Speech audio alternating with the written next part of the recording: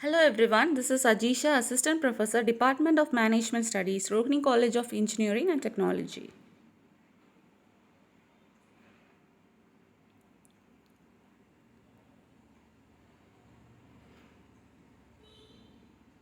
So first let us look into the contract of agency. Today's topic is going to be contract of agency. Section 182 says a person who is competent to make a contract may do so either by himself or through another person. When he makes contracts through another person, he is said to be making a contract through an agent.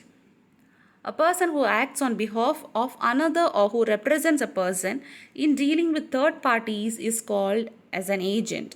And the person on whose behalf he acts or who is thus represented is called as principal. The contract between them, that is, the contract between the principal and the agent, is called as agency.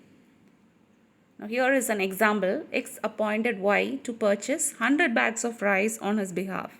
In this case, X is the principal and Y the agent, and the relationship between X and Y is known as agency. So, this is the diagrammatic representation of a contract of agency. Principal, along with the agent, is contacting the third party, and this contract between the principal and the agent becomes contract of agency. General rule of agency. There are two important rules of agency. Whatever a person can do personally, he can do through an agent. Second will be, he who does an act through another does it by himself. So, essentials of a contract of agency. The first is existence of an agreement. Second, competency of the principal. Third, any person may become an agent. Fourth, consideration. So, creation of agency is how a contract of agency is created. The first is agency by express agreement, section 187. Second, agency by implied contract or implied agreement. Third, agency by estoppel. Fourth, agency by holding out.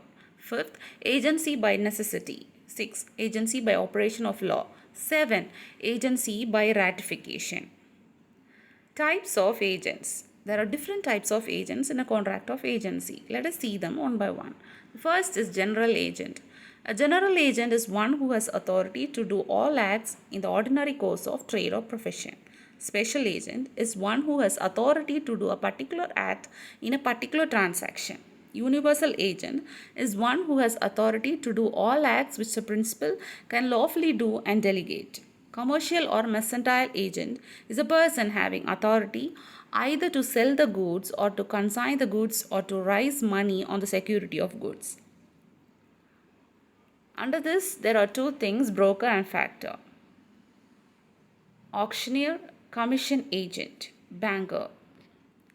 Fifth will be non-mercantile agent, an agent who does not deal in mercantile transactions.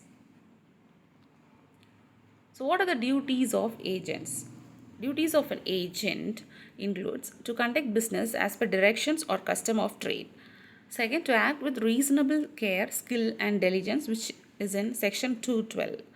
Third, duty to render proper records. Fourth, to communicate with principal. Fifth, duty not to deal on his own account. Duties of agents again continues to point number 6, duty to pay some received. 7, to protect and preserve the interest. 8, not to delegate the authority. 9, duty not to set up adverse title, not to pass the information to the principal, duty not to make any secret profit from agency. Rights of an agent. The first will be right of retainer. Second, right to receive remuneration. Right of lien. Lien is nothing but he has the right to retain goods, papers and any other movable or immovable property of the principal received by him until the amount due to him had been paid or accounted for. Right to indemnification, right to be indemnified against consequences, right to compensation. Duties of principal. First is to remunerate the agent for his services. To indemnify the agent against the consequences. To indemnify the agent against the consequences of an act done in good faith, to make compensation to the agent in respect of injury caused. Rights of principal, to get proper accounts on demand from his agent. to be entitled to compensation, to give instructions in case of difficulty, to be entitled to compensation for loss or any profit accruing to departure from instructions. Rights of principal again continues to claim the benefit, if any, arising from a transaction, to repudiate the transaction, to remunerate the agent only after the completion of the act, to refuse to pay the remuneration if the agent is guilty. Liability of agent to third parties. These are some of the liabilities of an agent when he comes to the third party.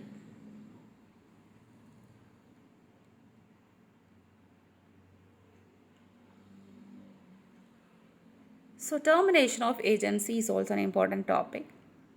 Termination by the act of parties. So whenever a contract becomes terminated, that is because on account of the act of principal or agent of both, thus agency can be terminated by agreement between the parties, by a revocation of authority by the principal, by a renunciation of agency by the agent. Termination of operation of law. Under this, completion of business of agency, expiry of time, death, insolvency and destruction. Dissolution of company, principal becoming an alien company, sub-agent's authority, etc. Hope this video benefits you. Thank you.